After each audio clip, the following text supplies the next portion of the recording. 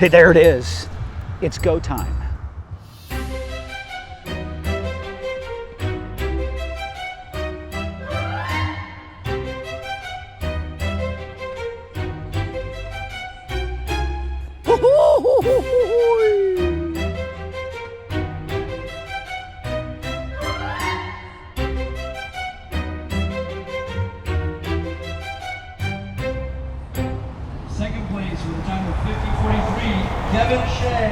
Hey there everybody, I have my race legs back. I'm in Celebration. A lot of you know the place because it's right down the road from Walt Disney World. I just ran the Celebration Rotary Club Pancake 10K. It's the second time I've done this, and right now they're back here giving out the prizes for the age divisions, you know, first, second, and third.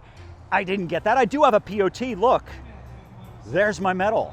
I did get a POT for the Princess Half Marathon. Hey, this is week 9 training for me for Goofy's Race and a Half Challenge for the Walt Disney World Marathon weekend coming up in January. For most of you who picked up the Run Disney plans, this is week 17. It means we have 12 weeks left until Marathon weekend, 11 weeks by the time you see this. And if you are doing that Run Disney plan, I'm doing something similar this week as to you. You are doing 2 maintenance runs and then 5 miles at the end of the week. Now, I decided, hey, I've got to run that distance anyway. Why not do a race? Why not try to get a POT for one of these Disney races? Many of you know I kind of ignored all of those local races in 2018. All of my proof of times disappeared and I just didn't have any. This will give me that proof of time. I'm not going to give you the exact time just yet, because I want you to see some of the race. Now, for this race, I did not take a gimbal with me.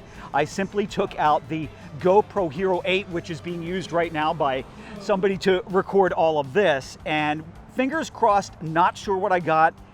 I don't know if I got anything, but we're gonna see, and I'm gonna drop that in here at the start of the race as we get this thing moving. So I have the times here and I can tell you what happened. This is gonna be a little bit different in terms of a journal entry than the things I've done in the recent past. You know, I go out there with a good camera, I get lots of great shots, and I edit all of that together into something really cool. This time around, just using this, just gonna be at the race, something unique. Hey, why not do something different? Let's get this race started. Pancake 10K. Okay, here we go. Here we go. We're rolling. I don't even know if I'm going on this one.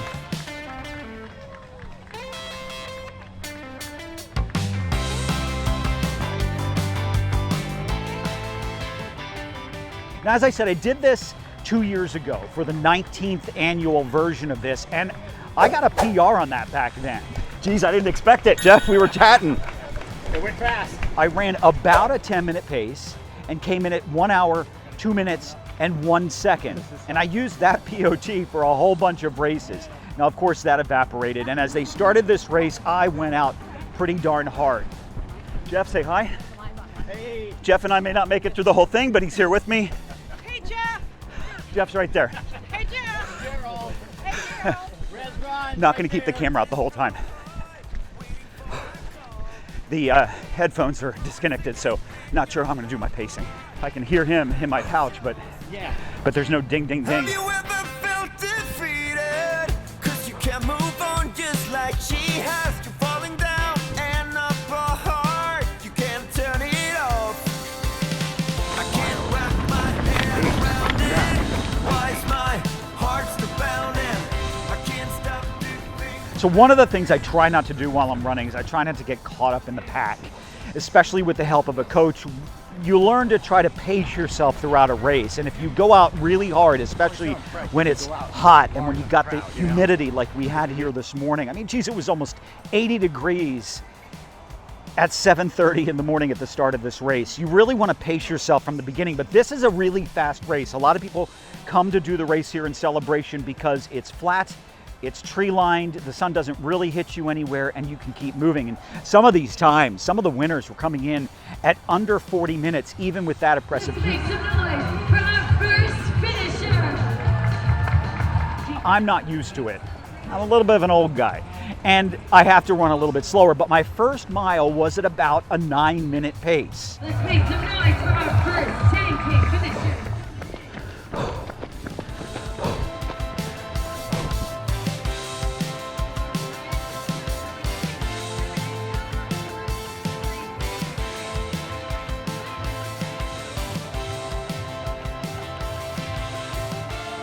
And as you can see, I actually had somebody running with me for most of the time. Jeff decided he was going to run with me for this race, and he kept me safe. He kept telling me to watch out for speed bumps and watch out for other runners. And Jeff, thank you very much. That was a huge help.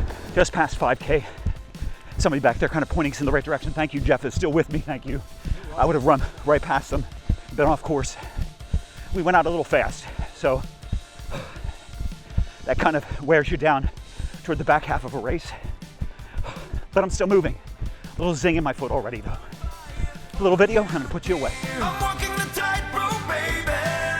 I'm doing my best to hold the line. Drifting off the shoreline, baby. I'm halfway through to cross the border now. I'm walking the tightrope, baby. I'm doing my best to hold the line. Drifting off the shoreline, baby. I'm halfway through to cross the border. I'm having to pay attention to my foot. Yeah, oh yeah. This is the fastest I've gone and I'm getting little zings.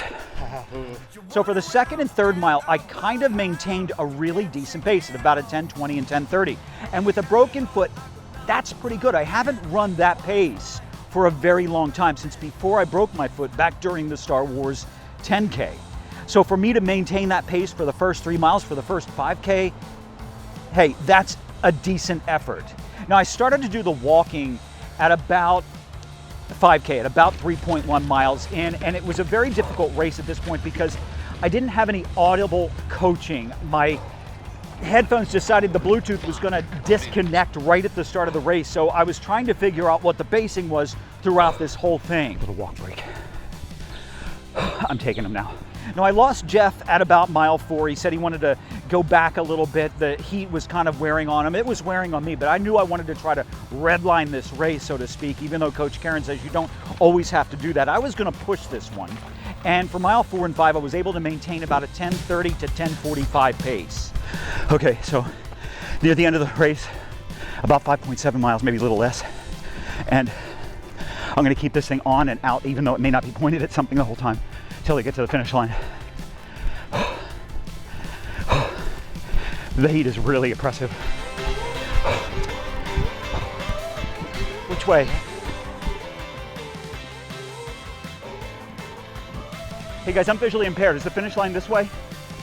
For the last mile, I really slowed it down and I finally pulled out the camera, got a few shots of celebration, and at about 6.5 miles, at least that's what it said on the phone, I thought, hey, where's the finish line? You know that happens, and you end up going about an extra quarter of a mile, extra half mile, because you've been weaving around all of the roads. You got It's it. a POT, maybe not a PR, but it's a POT. That's what I'm talking about. We love seeing people record their journey as they cross. I've been looking at my pacing, had a little bit of dispute with the guys who were doing the chip timer, because as they were posting those numbers and it showed me coming in at 1 hour and 11 minutes, I got a bit confused. I've gone through all of my pacing from 2 different apps. I'm using Endomondo, that Under Armour app, and also DigiFit, fitdigits.com, their app, the iCardio one that has all of the colors on it. And as I started off at a 9:20 for the first mile, and then 10:29, 10:30, 10:45, 10:45, nothing over an 11-minute pace, yet they're showing my overall pacing averaged around 11:15, so I'm a bit confused. And I did hear a whole bunch of other people as they were looking down the rankings and what their final times were say they thought it was off too. There's not much you can do. It's now kind of in the bag, and I'm gonna have to take that and work with it and roll with it and put that in for a POT. I may have to look for another race here locally before November 19th. Not sure if that's gonna happen, but it does mean I have a chance to look for another race for the Star Wars half marathon race weekend in April. I don't think we have to have that one in until January. Look, oh, hold on, turn around. Okay. Nicole, we're both wet and sweaty. Yes, I want to tell you what, I gross. wanted a PR so bad. How'd you do? I did okay. I didn't PR, but I did okay because it's so You probably hot. did faster than me. What'd you get? 107. Good for So you. that's not bad, yeah. So I don't know what hot. I got yet. I have to try to check it out, but tell you what, it was hot. It's That hot. was hard to PR. So It was hot. a POT for me though. Did you get a Me POT? too, for Princess.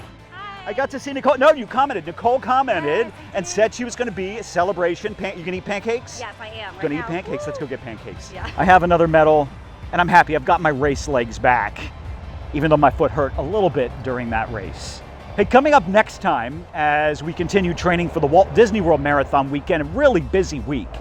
Wine and Dine Half Marathon weekend. I'm not going to be running that. Never had a chance to really register before they sold out, but I will be out there for a meetup after the half marathon at the post-race party. It's also Halloween week, a scary week, and I love Halloween and the trick-or-treaters. Plus, it's a birthday week for somebody who's going to get a promotion. Darla Bell, she's going to become a coach from assistant coaching, although we got to work on that chewing a little bit, Darla. Keep training. Keep working on it. You've got this. I'm going to go this way.